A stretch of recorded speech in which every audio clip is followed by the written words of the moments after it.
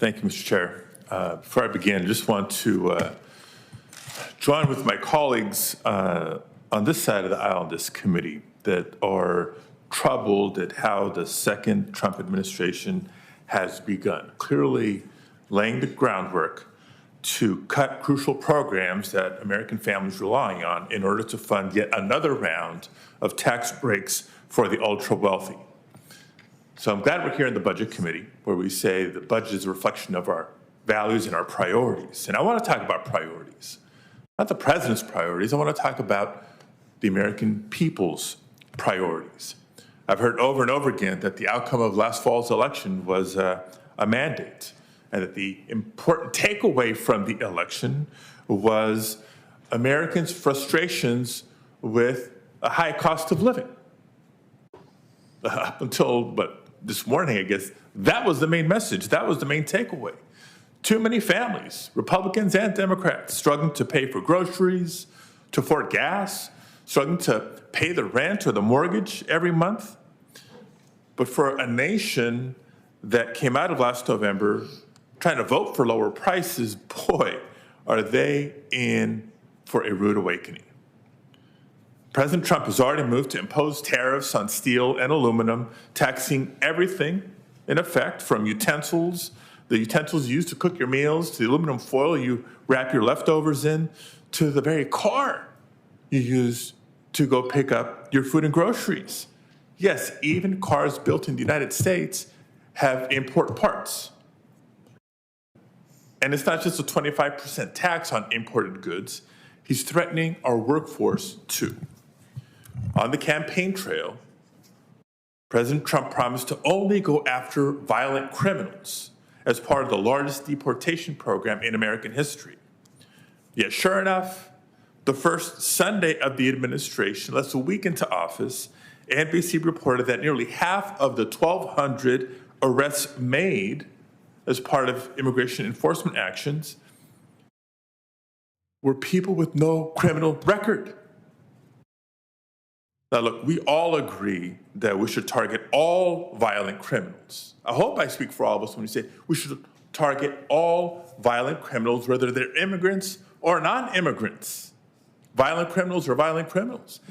And Senator Scott, others of my Republican colleagues who have showcased some of the victims of crime in your respective states, my heart goes out to you, to the victims, to their families. Absolutely. But here's an inconvenient truth for many, and that's the fact that immigrants, both documented and undocumented, are also critical to the success of our economy, because the percentage of immigrants, documented and undocumented, who are violent criminals is a very, very small percentage. A big percentage are, for example, undocumented workers who make up nearly 14% of construction workers, or about 42% of our agricultural workforce. And so often over the last several years, I've heard from Republican colleagues and Democratic colleagues alike expressing frustration about the workforce shortage that we hear from employers in our states. That is a real issue.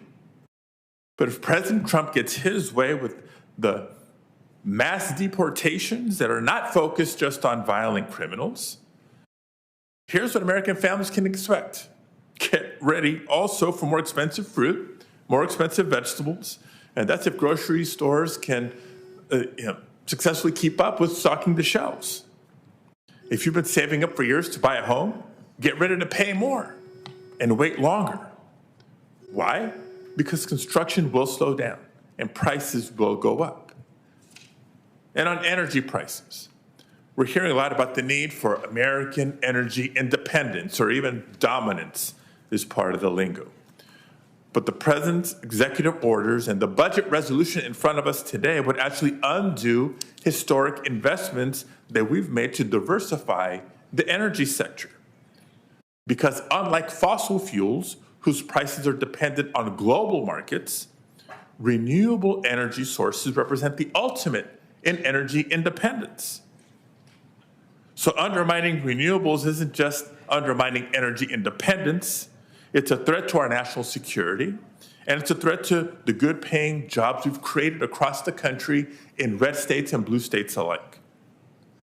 So folks, make no mistake, under these plans, life will be more expensive for working families. And all for what? That's really the big question I have. All for what? It's crystal clear. To help pay for hundreds of billions of dollars in tax breaks for billionaires and large corporations. And to achieve this, President Trump and his allies here in Congress seem determined to slash the programs that American families depend on the most.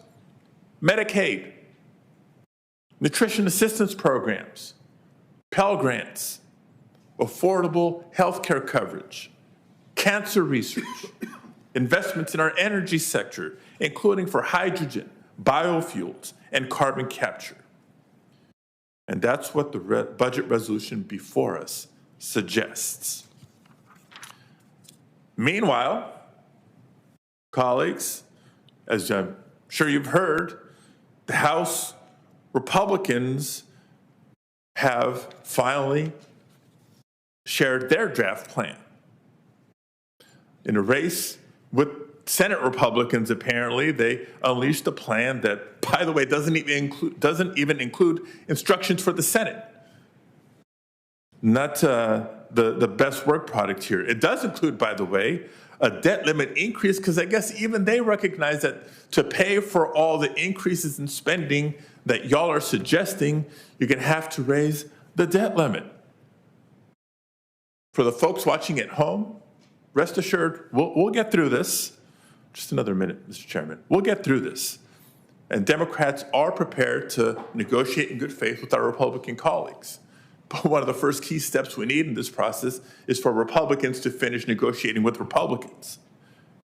And as they get their act together, it's nothing but a painful start for the American people. Because this is just the beginning.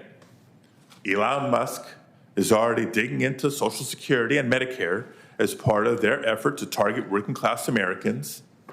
Seems like funding for roads and bridges may be next.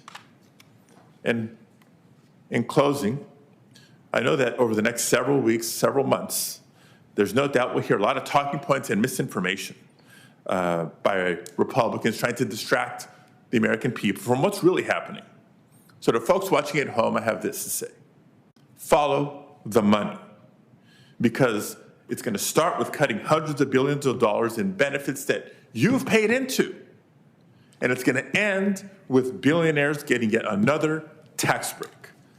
So yes, Mr. Chairman, I'm ready for this conversation, and we'll also lay out that for every cut that is proposed, the American people demand an answer for why a billionaire deserves more of a tax break over the interest of working families. Thank you.